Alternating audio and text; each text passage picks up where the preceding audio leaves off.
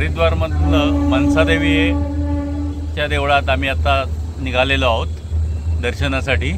रोपवेत बसलोय आता। मनसादेवी एक शक्तीचे रूप आहे आणि ते भगवान शिवाच्या मनातनं उत्पन्न झालेले अशी आख्यायिका आहे।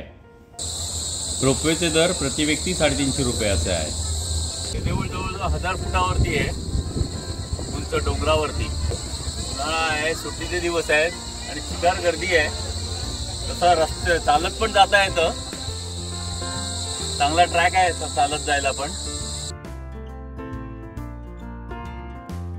मनसादेवी दर्शन झालेलं आहे आता आमचं। आता आम्ही चंडीदेवी जाणार आहोत। चंडीदेवीचे देऊळ मनसादेवीच्या मंदिरापेक्षाही उंचावर आहे।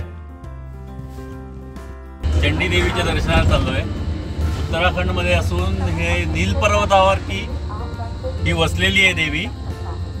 ही मूर्ती आदि शंकराचार्यांनी 8व्या शतकात स्थापन केलेली आहे।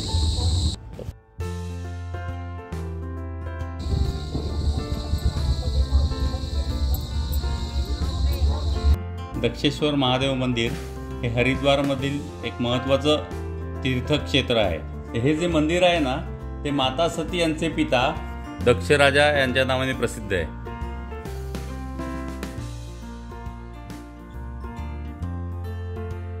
आता आपण हरीची पौडी या घाटावर आलेलो आहोत। संध्याकाळची 7 वाजताची आरती होते। हा प्रचंड असा जनसमुदाय दिसतोय तुम्हाला। हा दररोज असतो असा जनसमुदाय। त्या डाव्या बाजूला महाकाली मंदिर आणि गंगा मंदिर आहे, तिथे गंगा आरती होते।